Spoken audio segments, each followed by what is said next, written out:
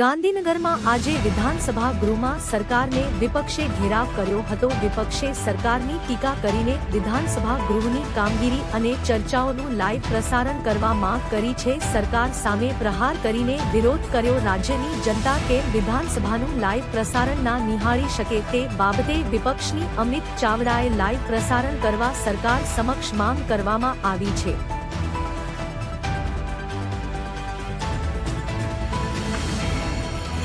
ગુજરાતમાં છેલ્લા 3 દાયકાથી ભારતીય જનતા પાર્ટીનું શાસન ચાલે છે અને હવે તો ડબલ એન્જિનની સરકાર કર્મચારીઓને કર્મયોગી નામ તો આપવામાં આવે છે પણ ગુજરાતમાં ફિક્સ પે કોન્ટ્રાક્ટ ને આઉટસોર્સિંગના નામે યુવા પેઢીનું મોટા પ્રમાણમાં શોષણ આ ડબલ એન્જિનની સરકાર કરી રહી છે। એક તરફ સરકારી વિભાગોમાં એના બોર્ડ નિગમોમાં મોટા પ્રમાણમાં જગ્યાઓ ખાલી અને બીજી તરફ એ કાયમી ભરતી કરવાને બદલે સમાન કામ સમાન વેતનનો અધિકાર આપવાને બદલે આ સરકાર ફિક્સ પે અને આઉટસોર્સિંગ કોન્ટ્રાક્ટથી શોષણ કરવાનું કામ કરે છે। એની સામે અનેક કર્મચારીઓ લાંબા સમયથી લડી રહ્યા છે। આજે આરોગ્ય વિભાગના લગભગ 14,000 જેટલા કર્મચારીઓ પોતાની માંગણીને લઈને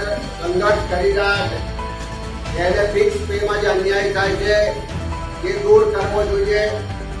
એને જે નોકરીના પ્રમાણમાં એના લાભો મળવા જોઈએ એ મળવા જોઈએ। એ જ રીતે રાજ્યની આંગણવાડી વર્કર બહેનો હોય, આશા વર્કર બહેનો હોય, મધ્યાહન ભોજનના કર્મચારીઓ હોય કે આઉટસોર્સિંગમાં કામ કરનારા અનેક કર્મચારીઓ હોય એ પોતાને લઘુત્તમ વેતન નથી મળતું, એમને માનક વેતન પણ પૂરતા પ્રમાણમાં આપવામાં નથી આવતું, એ વાતને લઈને પણ વિરોધ કરી રહ્યા છે। આજે જૂની પેન્શન યોજના લાગુ કરવાની વાતને લઈને પણ લાખો કર્મચારીઓ વિરોધ કરી રહ્યા છે પણ સરકારનું પેટનું પાણી આવતું નથી।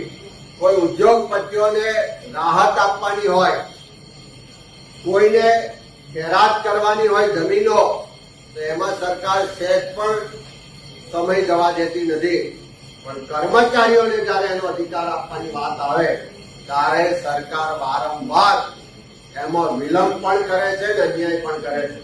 ત્યારે અમે જે પણ આરોગ્ય વિભાગના કર્મચારીઓ છે, આંગણવાડીની બહેનો છે, આશા વર્કર બહેનો છે, મધ્યાહન ભોજનના કર્મચારીઓ છે કે બીજા તમામ જે ફિક્સ પે આઉટસોર્સિંગ ને કોન્ટ્રાક્ટ પ્રથા નાબૂદ કરવા માટે લડી રહ્યા છે એવા તમામ કર્મચારીઓની લાગણી માંગણીને કોંગ્રેસ પક્ષ સમર્થન કરે છે।